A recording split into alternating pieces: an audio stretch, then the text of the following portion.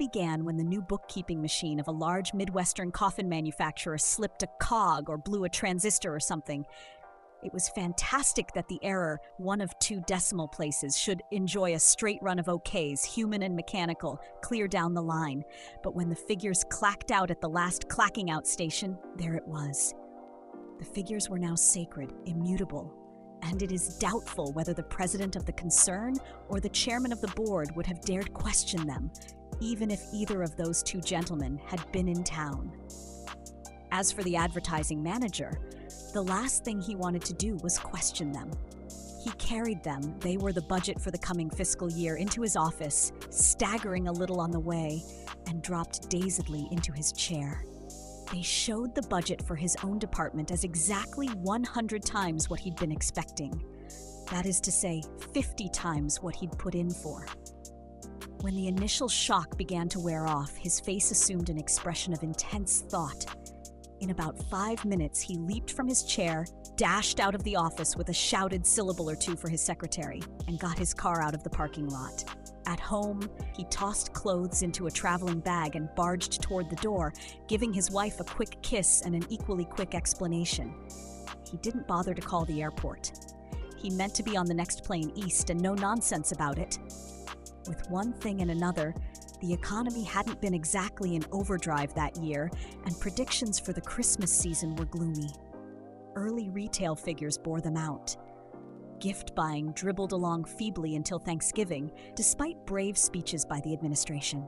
The holiday passed more in self-pity than in thankfulness among owners of gift-oriented businesses. Then, on Friday following Thanksgiving, the coffin ads struck. Struck may be too mild a word. People on the streets saw feverishly working crews, at holiday rates, slapping up posters on billboards. The first poster was a dilly.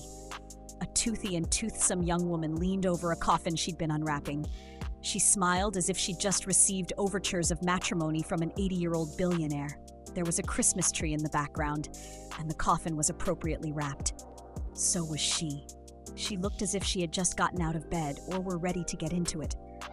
For amorous young men, and some not so young, the message was plain.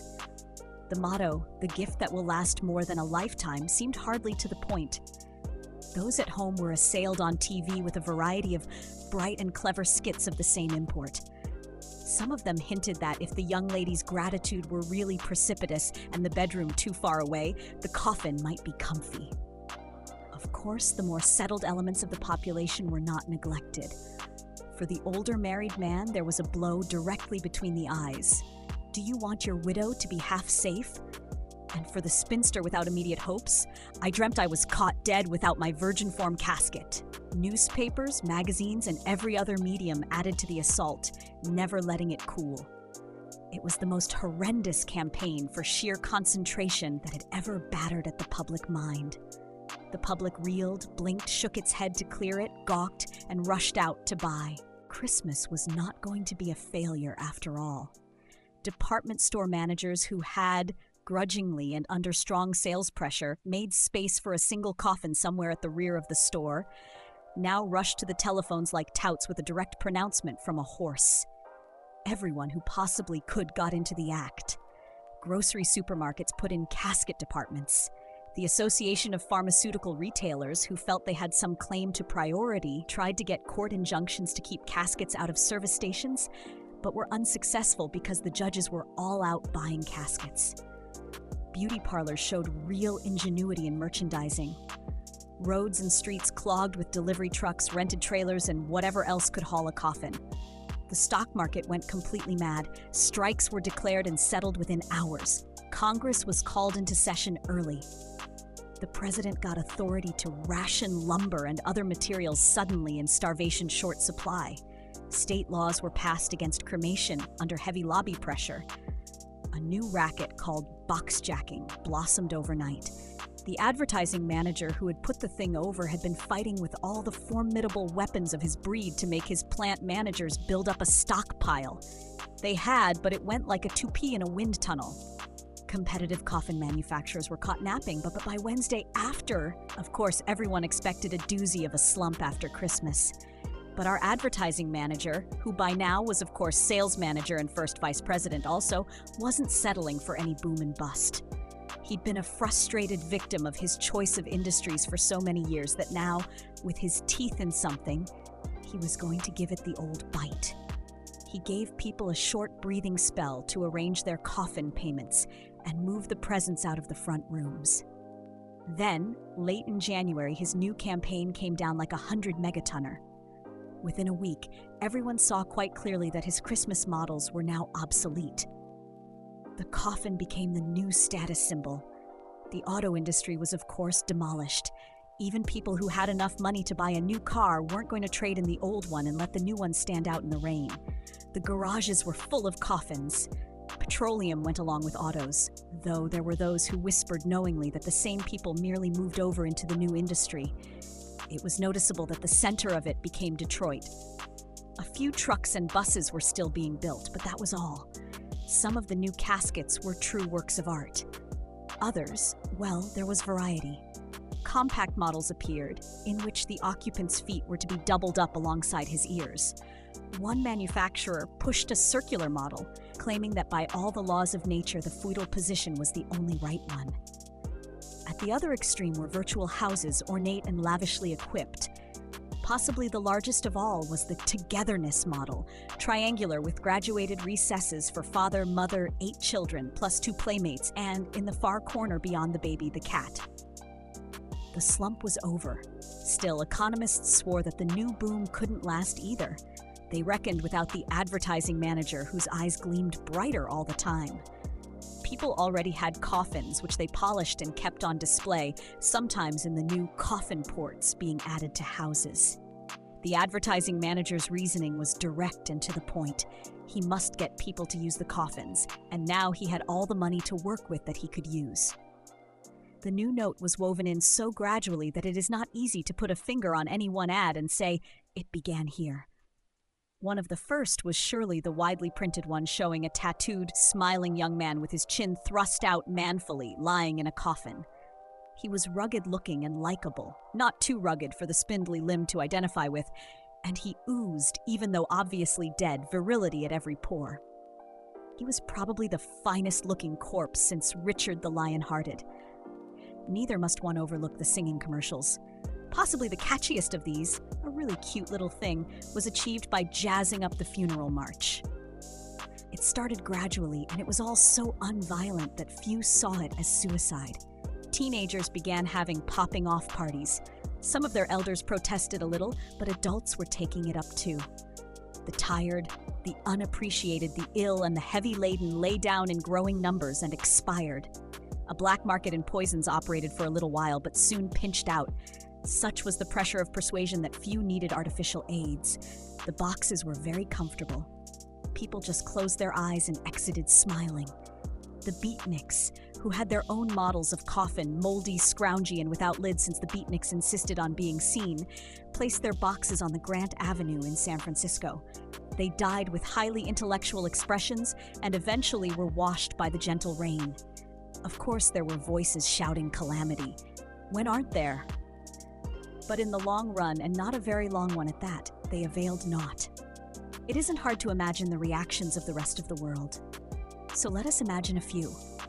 The communist bloc immediately gave its stamp of disapproval, denouncing the movement as a filthy capitalist imperialist pig plot. Red China, which had been squabbling with Russia for some time about a matter of method, screamed for immediate war. Russia exposed this as patent stupidity, saying that if the capitalists wanted to die, warring upon them would only help them. China surreptitiously tried out the thing as an answer to excess population and found it good. It also appealed to the well-known melancholy facet of Russian nature. Besides, after pondering for several days, the Red Bloc decided it could not afford to fall behind in anything, so it started its own program explaining with much logic how it differed. An elderly British philosopher endorsed the movement on the grounds that a temporary setback in evolution was preferable to facing up to anything. The Free Bloc, the Red Bloc, the Neutral Bloc, and such scraps as had been too obtuse to find themselves a bloc were drawn into the whirlpool in an amazingly short time, if in a variety of ways. In less than 2 years, the world was rid of most of what had been bedeviling it.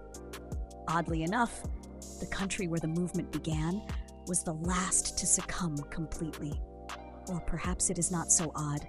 Coffin maker to the world, the American casket industry had by now almost completely automated box making and grave digging, with some interesting assembly lines and packaging arrangements. There still remained the jobs of management and distribution.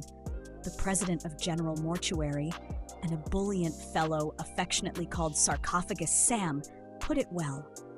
"As long as I have a single prospective customer and a single stockholder," he said, mangling a stogie and beetling his brows at the one reporter who'd showed up for the press conference, "I'll try to put him in a coffin so I can pay him a dividend."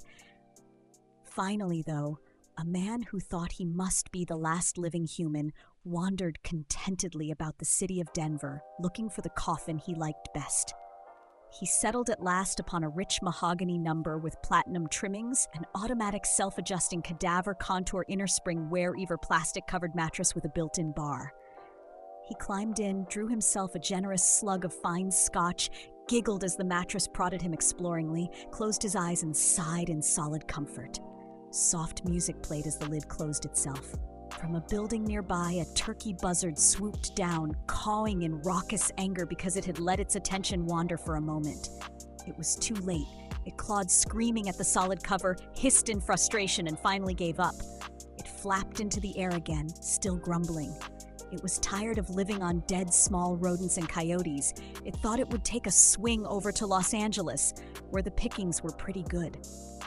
As it moved westward over parched hills, it espied 2 black dots a few miles to its left. It circled over for a closer look, then grunted and went on its way. It had seen them before. The old prospector and his burro had been in the mountains for so long, the buzzard had concluded they didn't know how to die.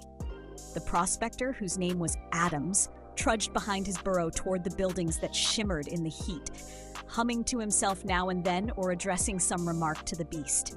When he reached the outskirts of Denver, he realized something was amiss. He stood and gazed at the quiet scene. Nothing moved except some skinny pack rats and a few sparrows foraging for grain among the unburied coffins. "Tarnation," he said to the burro. "Martians?"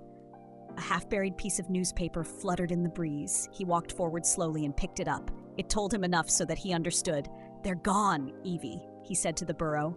"All gone." He put his arm affectionately around her neck.